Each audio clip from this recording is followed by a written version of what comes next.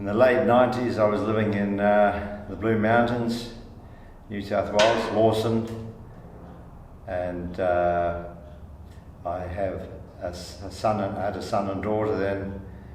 Son was 3 and the daughter was 6, now 29 and 26.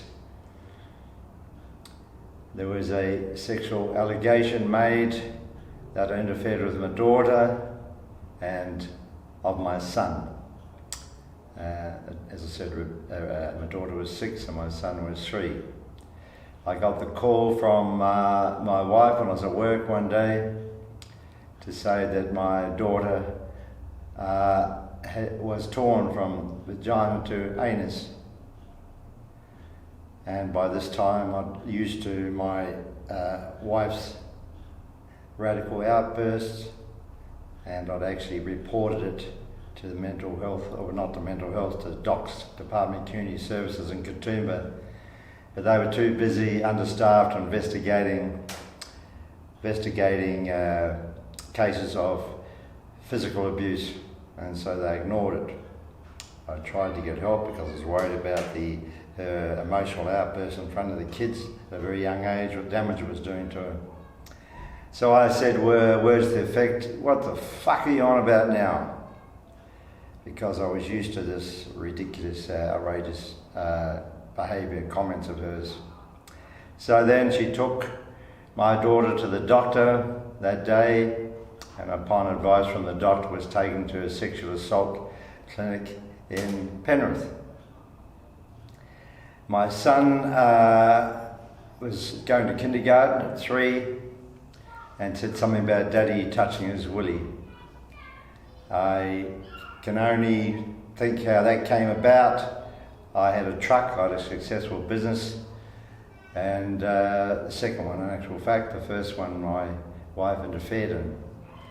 And I was forced out of a business that I'd worked hard at for 14 years after she cancelled the directorship for no apparent problem and no apparent reason. I sang a song to my son when I was driving the truck. I come from Taranaki in New Zealand, along the words of "The Taranaki boys are on the piss again." I didn't use that word for a young boy because it's pretty gross, so I said, "Wee wee. We want a wee wee now, we want a wee wee now, we want a wee wee now." And the song goes on, "The Taranaki boys are back on the piss again, we want a wee wee now." So my son goes to school and mentions to the teacher something about wee wee, and that's how I figured that's come about. By the way, he was never dragged through the court system, it was never even questioned on that one. So I eventually went to court.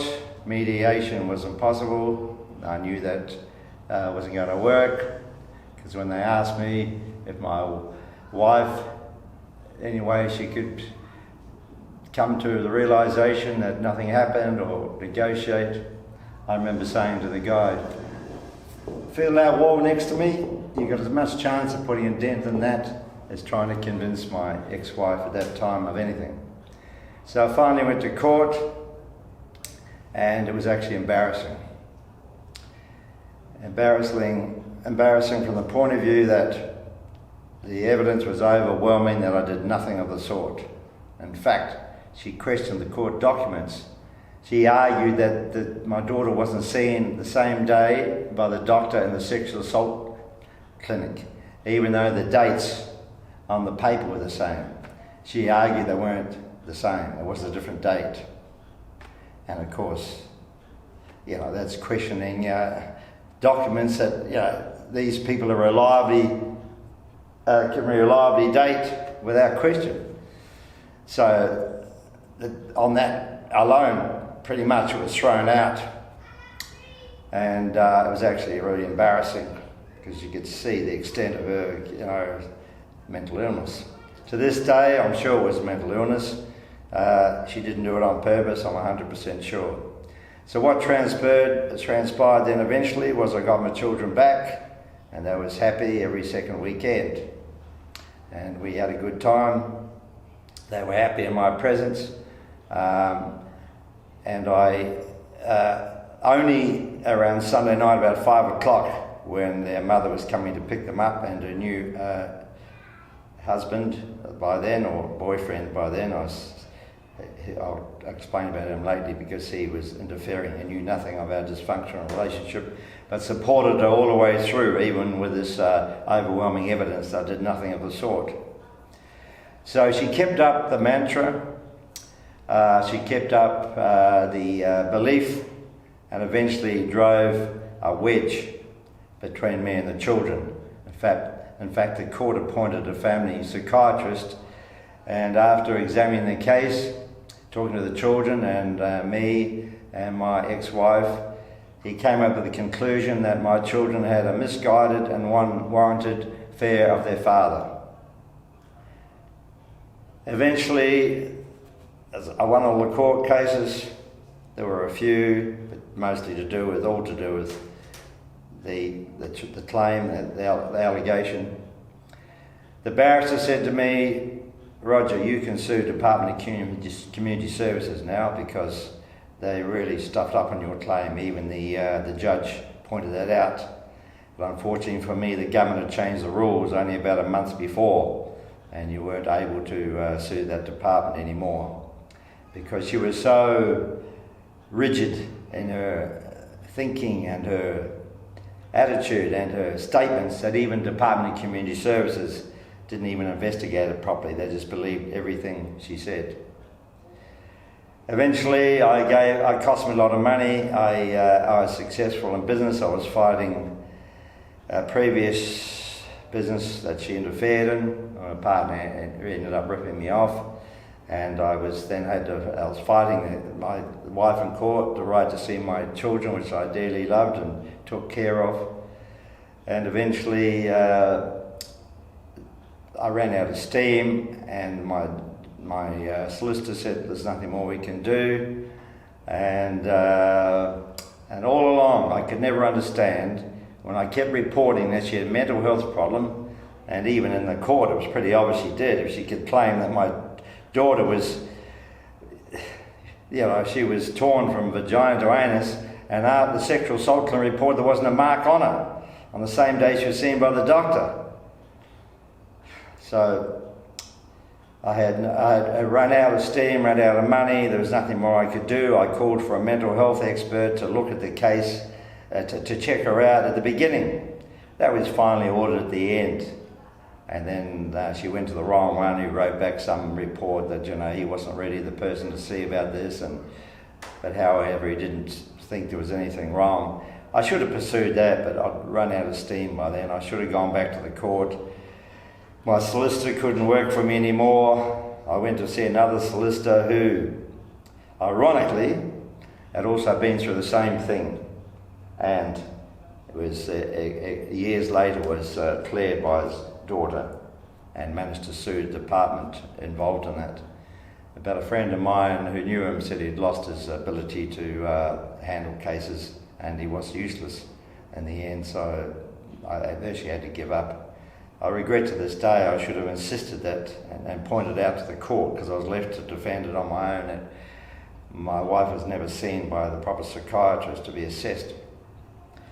So I'd run out of steam. I was hurting. I was running a business. I just started a business up with no money after being successful in a previous business. And but when I was losing my kids, it was just overwhelming sadness for me, and I actually was ready to take my own life, because even though I come from a strong family and strong support, I just couldn't take not being able to see my kids when I'd done nothing wrong. And I loved them dearly. I worked hard, looked after them. So rather than do that, luckily for me, I left. I had to leave. A dog died at the same time. A dog, the only love I had in my life. My friends say laid its life down for me. It was getting old, and I knew what I was going through, and it was getting old, and just died on me, basically. So I left. I had to leave. I had the noose in the tree. I'd written the notes. Had to get out. I had a successful business, won Entrepreneur of the Year award in Sydney 2003, and a business I started with nothing after having lost the first business that my wife cancelled a directorship in. So I felt like I was fighting wars on 3 or 4 fronts, but losing my kids was the end of it for me. So I left when I drove past where they were living in, where was it, up near Hazelbrook or somewhere, I just forget the name of the area now, Lura, somewhere like that, up in the Blue Mountains, and I noticed they'd left, and I assumed that they'd gone back to Western Australia where she came from. So that just added to my sadness that they weren't even in the vicinity anymore, so I had to leave to save my life. I went overseas for 7 years to dig myself out of a hole. If I'd gone to the doctors, I would have been declared clinically depressed, as friends of mine recognised. But I come from a good family, and I've always been very positive. But I was just a broken man. I couldn't take it anymore. I used to imagine myself on the edge of this cliff with the flames leaping up, down below, and I was taking on everybody, one after the other. I was fighting all of them. And I had to walk away from that because it was destroying me. Luckily, I chose Vietnam to live in, and I refused to take drugs for clinical depression because I've always been a health fanatic. Number 3, golf, and 1, tennis, and everything, cycling, mountain bike riding. I was good at every sport I entered into because I was full of energy and positive and competitive. So I had to leave all of that and went to Vietnam to live. I dug myself out of a massive hole by just living. Took up running, became a number 1 runner in the Saigon Hash House Harriers, started a mountain bike club, danced, I'm a good dancer, nightclubs, rock and roll, drank beer, just basically took 7 years to dig myself out of the hole. But all that time I was depressed inside, I was a broken man. Eventually I had to come back to try business in Vietnam. Foreigners in Vietnam don't have much chance of being successful. And I came back to Perth because that's where my children were removed to Western Australia, Albany in fact. I then made attempts through Salvation Army to contact my children, thinking that my son would be the first one to see me because he was the youngest. But my daughter was the one that responded, and she eventually came to see me, and I've seen her about 3 times since. I'm happy for her. She's come through not having her own father by her side and believing all the brainwashing that continued all her life.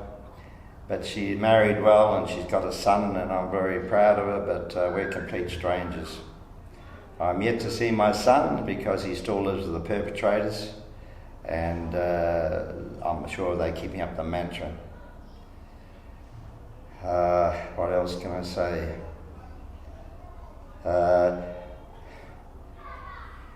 There was plenty of evidence that there was brainwashing going on, plenty of evidence. Not only that the court appointed psychiatrist got it right when he said they had a misguided and unwarranted affair with their father, but sitting outside one of the court cases one day, my young son, he was 3 or 4 by that time, just came up and kicked me in the leg, and that just destroyed me because there was no reason for him to do that. I could only assume that he was just getting filled with hatred by my ex-wife and her new boyfriend that later she married, who was interfering. He knew nothing of our dysfunctional relationship. He would have been aware of the result on the court case and the evidence, the overwhelming evidence, but he still stayed supporting her and still believes it to this day. I even let her off the court fees. I stayed because the judge ruled that they paid the court fees because after the first case, because I thought of my children the whole time. They would have put more strain on her because she wasn't able to handle. By the way, she didn't have to work when I lived. She didn't want to work anyway, and she wasn't really capable. She had prenatal and postnatal depression when I married her. after she's had babies the second time with me, the second husband. She'd had children before. So it was obviously had a problem. I had to diagnose it myself. I swear to God to this day it's a bipolar condition that's never been diagnosed. So that's the sad story. She should have gone to court. She should have gone to jail for false allegations, especially when the evidence is overwhelming. So many men today suffer from false allegations. They can't prove it. I was able to prove it and still lost contact with my children and still haven't seen my son, who is now 29. So it's 26 years ago, pretty much.